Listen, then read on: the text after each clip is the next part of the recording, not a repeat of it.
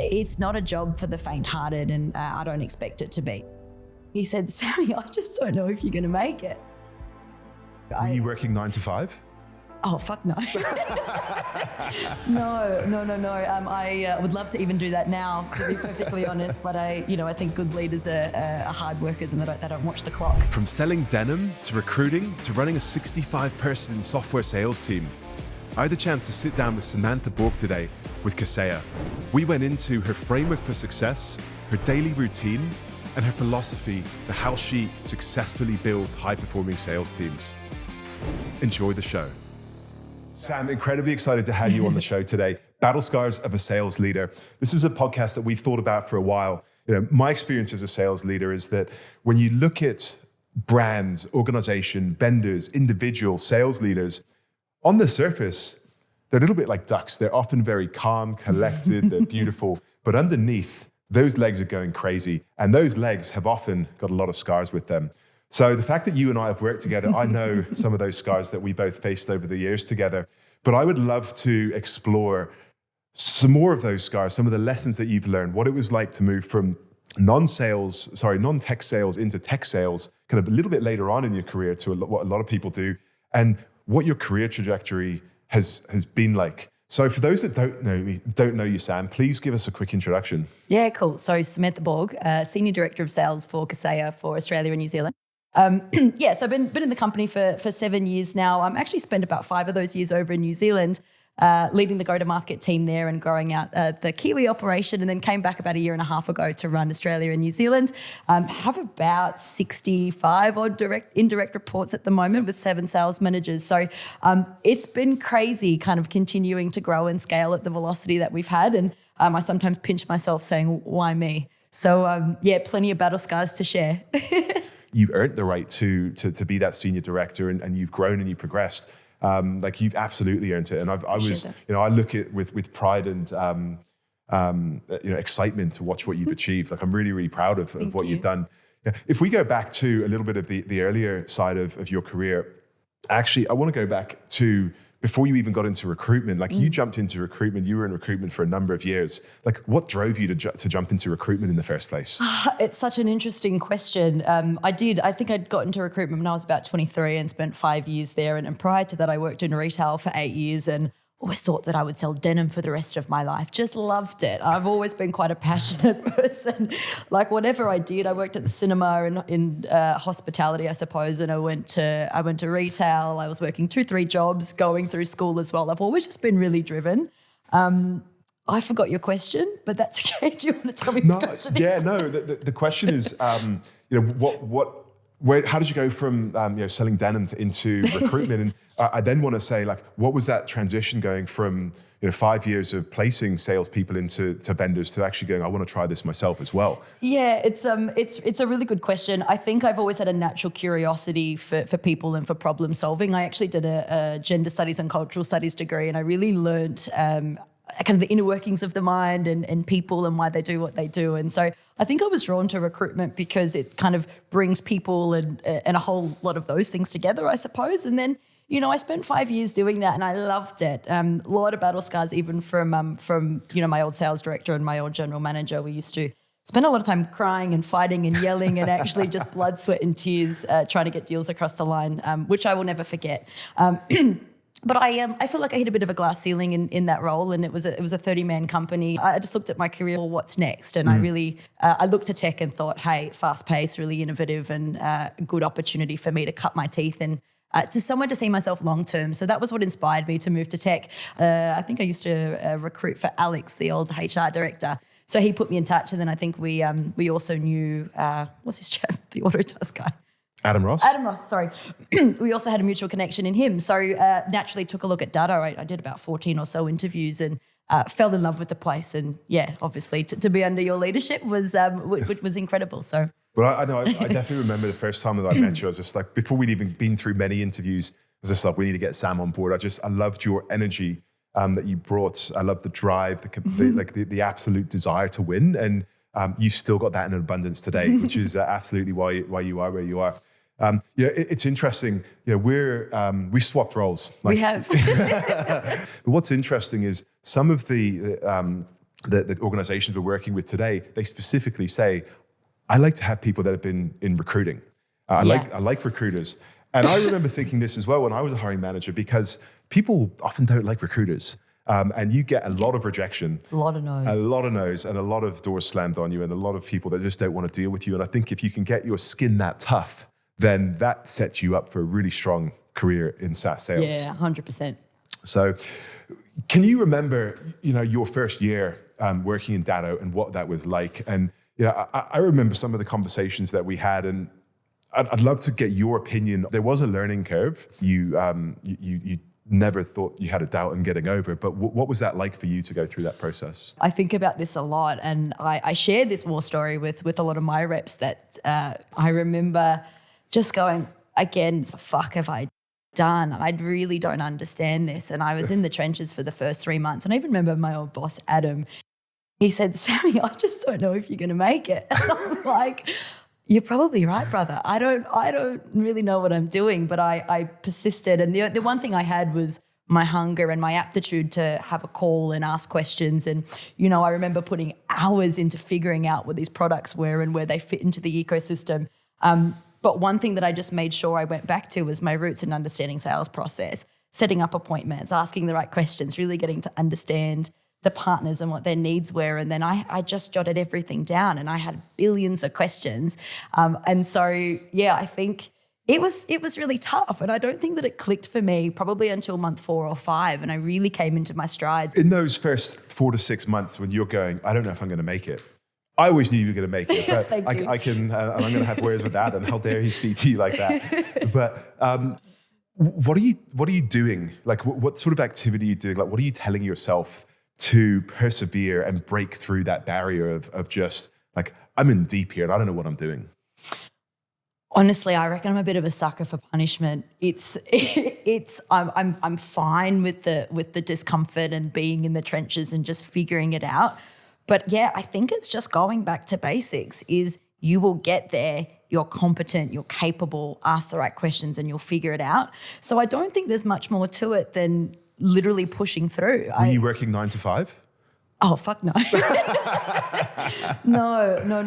I would love to even do that now, to be perfectly honest. But I think good leaders are hard workers and they don't watch the clock. But it is blood, sweat and tears. It's early starts and it's late nights and it's working over the weekends and and it's the reason I asked that, because we're in this funny phase. We've gone through COVID. We're going through this concept of hybrid, and it's all about like looking after the employees and having flexible work. And there's this at times this woke community where we have to look after our staff, otherwise that they may report us or something like that. But the reality is there is a direct correlation between work in and output as well. And you've just absolutely proven that.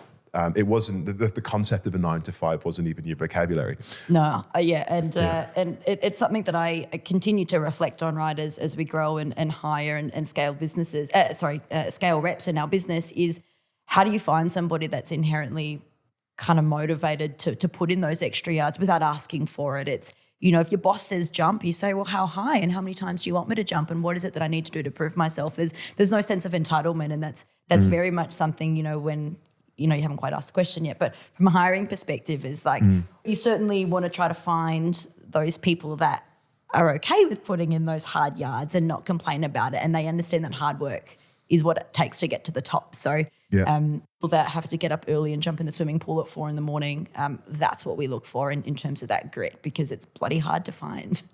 Yeah, it's interesting because I'm now going through this phase of startup business here in Australia again, and I'm thoroughly enjoying it. I have terrible days, but I have really good days as well, and I've actually had to proactively implement new things in my life.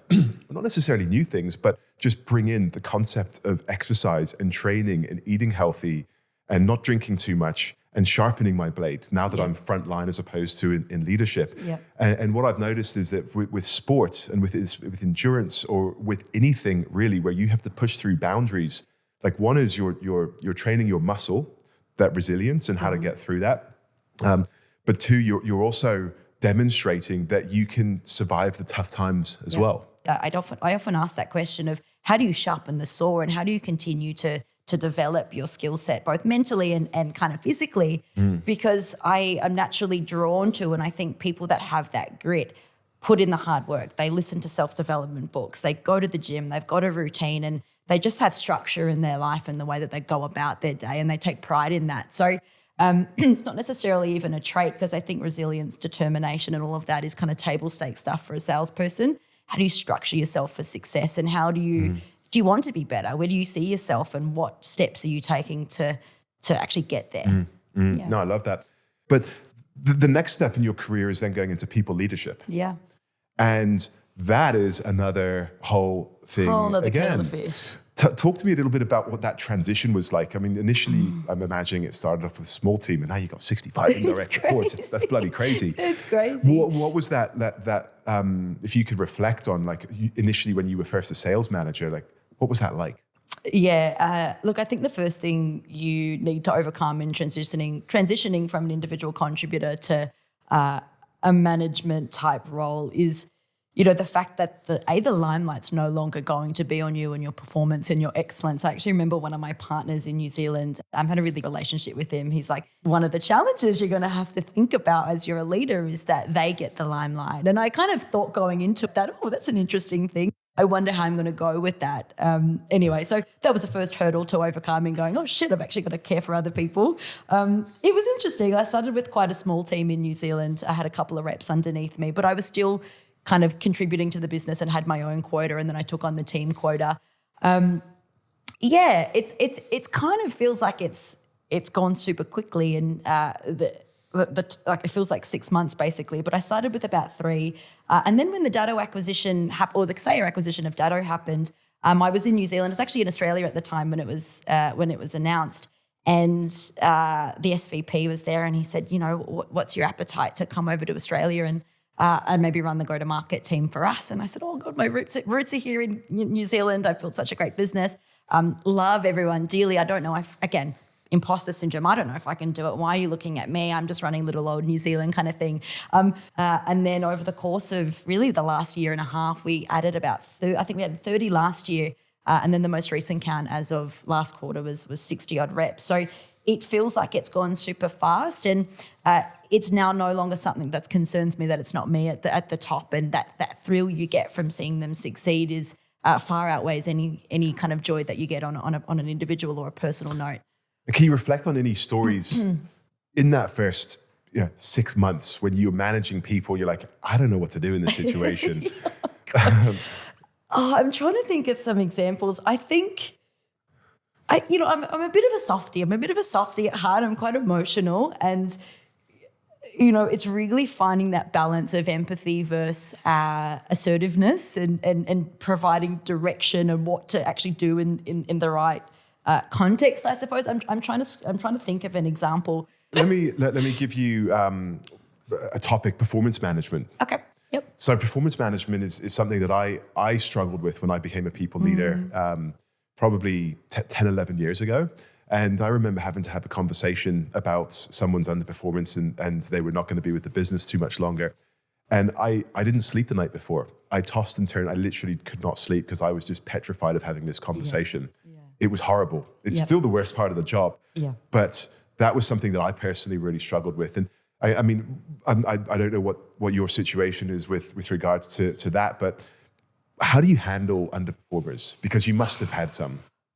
It's really tough, right? It's something that we've had to. There's been a couple of tough conversations we've had over the years. I think it starts with understanding it's expectation setting, on making sure that they understand what the role is and what's expected. And I think it's always then starting with the opportunity to let them know what's going wrong. I think when that fails and you kind of go into that performance improvement plan territory, what I've learned, it's not easy, because I'm naturally empathetic as well, and I do see the best in people. I think it's both a weakness as well as a strength. But it's taking a step back to say, well, I've got a number to hit. I've got millions to bring in per quarter, and naturally so does the sales manager, and so does that individual rep. And if they're not paying for their seat effectively, we really need to start to think about, well, what's going wrong and why? And then we go into that kind of structured performance improvement plan territory where we really do need to be black and white and let them know what's at stake if they don't deliver. So I suppose a couple of learnings in removing the emotion or the personal side and really thinking around what's best for the business and what's best for me in terms of my success and the sales manager's success, that, if it's not quite right, then we do need to call it. And I've had tough conversations where we've had to let somebody go and they got teary, and then, trying to hold back those tears as well. You want to show the empathy that you care for them, but it's probably not the right job. So if anyone's got any tips for how to do it without it impacting you, would love to hear it. But I reckon it's one of the toughest parts of the job.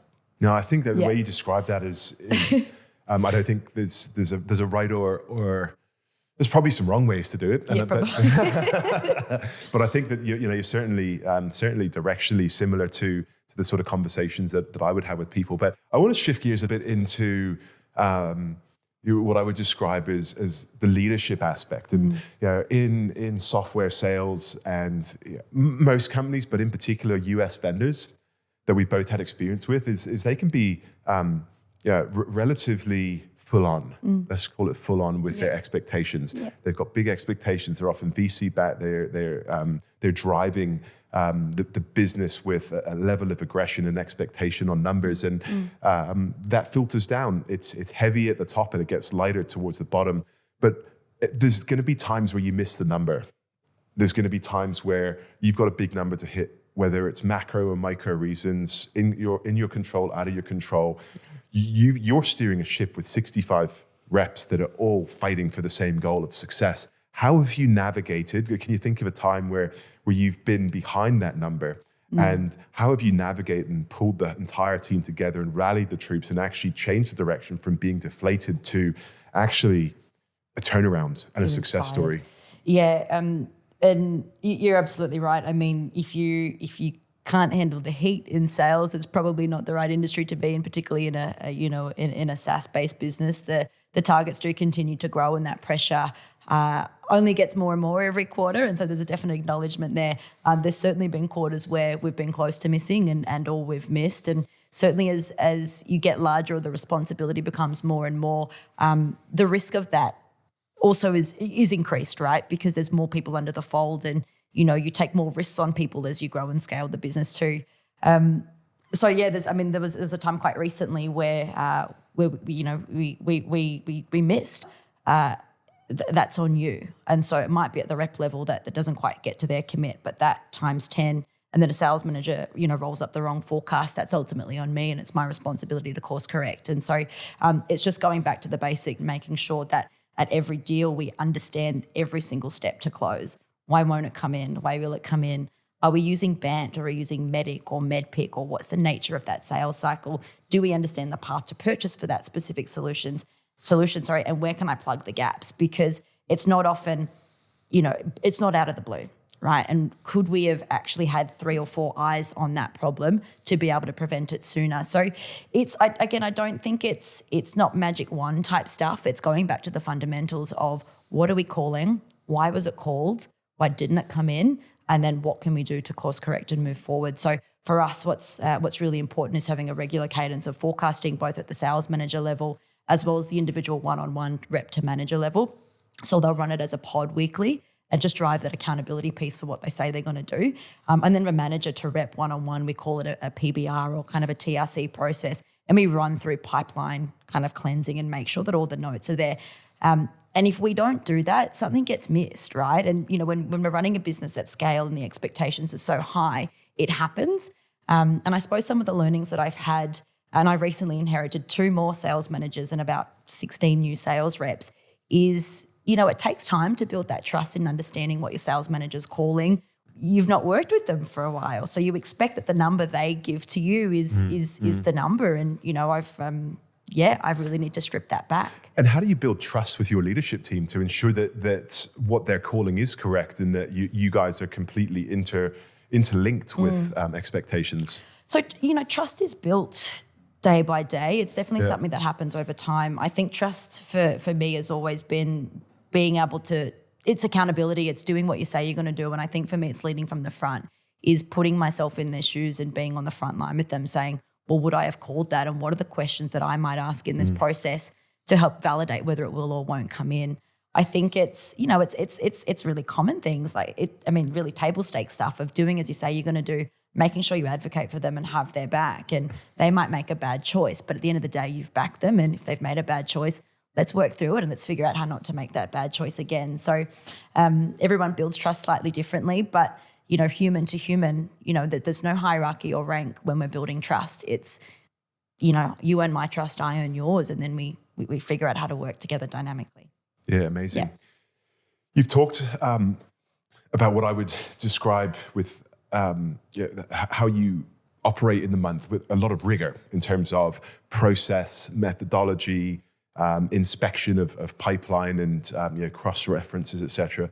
Like, what does a typical day, if that's such a thing, look like for you? One of the misconceptions you'll have as you get into sales leadership is that you've got more time, and in fact, I need to schedule bathroom breaks in my calendar to ensure that people don't book over, so I'm not back to back. A typical day is pretty busy. So there's a lot of rep and partner calls where we take our partners through our vision and what we're working on and some of the problems we're solving.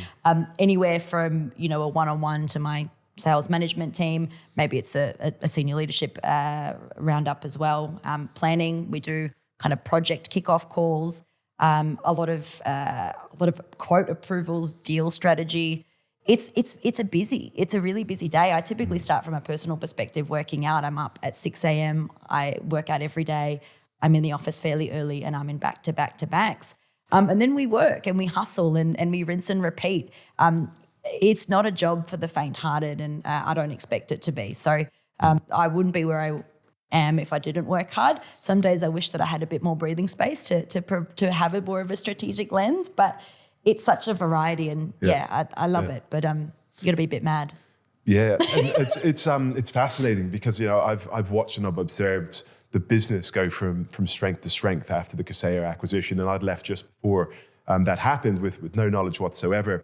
But culturally, there was a slight difference in how the business is operated. And I've learned stuff in watching you and in watching Dermot in terms of how the business would get run. And I thought that's a really good idea. There's some things you go, I'd probably do things differently, but there's a lot of things in terms of the rigor of the process, the inspection. Yep. I think I'd have loved to have probably applied some of that. And I think it would have been positive in how we ran things. Yeah. But I guess a question for you is, and you've adapted incredibly well, being a key performer with a business for 5 years before acquisition. That's often hard. It's often difficult to transition when left foot, right foot, what you're doing, into, hey, this is our new commands. This is how we operate. And it unsettles a lot of people. There's a lot of unsettledness, and some people can cope with change and some can't. I'm kind of no frills in my approach. And I think I might have said this to you throughout the acquisition, that I don't really listen to outside noise, and I'm here for a very important mission to serve my partner base and the MSPs that I've kind of grown really fond of, and I really love our community. It was abundantly clear when the announcement was made that they have a very similar, or we have a really similar goal to live and breathe for MSP and the problems that they live with, I suppose, and how we can alleviate some of that stress. So it was less traumatic for me, as I think, the feedback of the wider community. Naturally we competed with them for years, right? You competed with Kaseya, and I've always looked at competition as worthy rivals, and that's something I got from Simon Sinek, is that it's not, we want to compete with the best of the best, and to go head to head with a worthy rival, you learn and you go from strength to strength. So I think definitely the merging of the two has made us stronger, and I'm still here because we're serving the MSP community in a really good way. And at least even at an APAC level, the merging of cultures was awesome. Yeah. So we were quite lucky, and I think we're kind of living and breathing to tell the tale, and we're in it, and we make some fuck ups and we make some mistakes, but we listen to them, we hear them head on, and we're quite obsessed with trying to fix that for the community too. Yeah, and how do you handle that?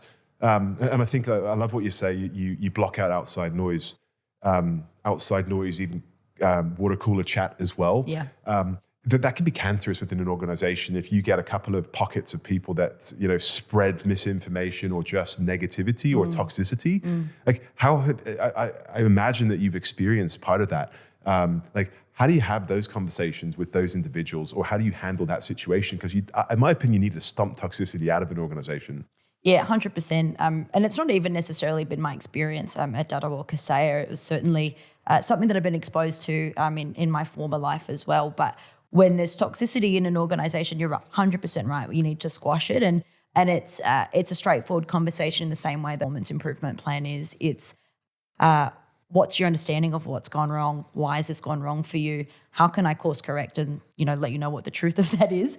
And, if it continues, then it's not good for either of us. So, there's the door. Yeah. No, I completely agree. I think that, and I had a saying, the tribe has spoken. Yeah.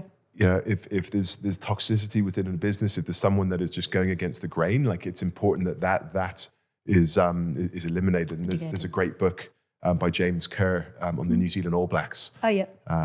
What's it called? I don't know. I think I know it though. I've heard of it. Yeah, it's it'll come to me. But they talk about a lot of like core business principles and how to really, and it's how did the All Blacks achieve like greatness in the field of rugby. And it's very much about the team. No one is bigger than the team is a philosophy as well. So just really because someone's a great rep, it does not mean that they're great for your business. Yeah, look, I actually think that's super important. Even kind of going back to what makes a great rep doesn't necessarily make a good leader, and it doesn't necessarily mean that they're right for your organization. And if I even reflect on some of the learnings or the challenges, it kind of goes back to those people that are raw and hungry and they're really open-minded, and you can kind of coach and develop them, and they're kind of on the bus, I suppose. So, it has a lot of impact, I suppose. Hybrid working, work from home, work from office, hybrid working. Kaseya have got a reasonably straightforward line, from what I understand, that we expect you to be in the office. Yeah. Talk to me a little bit about that. I love it. I love it. We're in a high-performance, sales-driven organization. Collaboration is key. We're in the office 5 days a week. Whiteboards everywhere, boardrooms. Towards the end of the quarter, we had 2 weeks of accountability and whiteboards. We used to do Board of Truth with you back in the day. So it's very much something we consistently do, and everyone's numbers are there to see. And if we need anyone, they're just down the corner. So I love it. It did take an adjustment, and I thought, oh God, why are people doing this? I honestly wouldn't have it any other way now, but each to their own, I think. I admire Fred for doing it. I think Elon Musk made the headline saying that he wanted everyone within Twitter or X to go back to the office. Did he? Yeah, people threw their toys out of the pram and they quit and they left. It happened at Kaseya. I admire it because it's taking a strong stance to say this is what we believe is the right. It's against people that didn't want to do that, but I think it is for the best. And you know what? Before COVID, that's what we used to do. That's been normal. There was no concept. There was no concept of this, unless I was sick. This hybrid thing. Yeah, exactly. And particularly if they're young and they're new, they have nothing but questions. And if they have to bottle them up and save that for the end of the day, you've lost interest basically. So just closing, I wanted to touch a little bit on the big announcement that Kaseya made. So there was this huge announcement, loads and loads of hype about Kaseya transforming the way in which MSPs are able to do business. Talk to me a little bit about what that was and what the response has been like in the partner base and what the impact has been for you guys at Kaseya. Yeah, I appreciate you bringing that up, actually. I live and breathe this stuff. Us as a company, there's a couple of challenges that we set out to solve, and Kaseya 365 is kind of the embodiment of us alleviating all those challenges. So, we think about the MSPs having so many vendors that they work with consistently, and what Kaseya 365 has done is enabled us to offer a single subscription or SKU that allow MSPs to manage, secure, backup, and automate their end users' environment for quite an attractive cost. So changing the unit economics of the industry so that an MSP or an end user doesn't have to choose about whether they have complete security. An MSP is able to offer something at a really quite attractive price. And what does it mean for them to increase their profitability by 40% per endpoint that they manage? So it's been exciting. It's, our partners have thought this, they can start to transform and revolutionize their business because, in a market that is becoming quite commoditized in the way, backups commoditized, endpoint security, antivirus, they need to workflow integrate, they need to save technician time, they need to be priced right so that an MSP can actually feel profit. So it's been nothing but good news, but yeah. I have to say, I did speak to a partner that's become a friend, and he said he's just moved to Autotask and Kaseya recently. Cool. And he said through that process, he was able to save $5,000 a month on his monthly bill. So he was absolutely delighted and says it's amazing, and the innovation has been significant. So no, it's great to see that. I still bleed blue. I'd love to see the business continue to flourish. And personally, I've loved watching your progression and excited to see what you do next. Yeah, thanks. You too. Thank you so much for joining us. Thank you on the podcast. It's been a great chat. Really enjoyed it. If anyone listening wants to connect with you, ask you any questions, or learn anything about Kaseya, how can they connect with you? Yeah, I'm Samantha Borg. You can add me on LinkedIn. I won't give you my mobile number, but you're very welcome to connect with me on there, and I'll direct you to the right area. You can text me. Very, very wise. Very wise. Exactly. Thanks so much.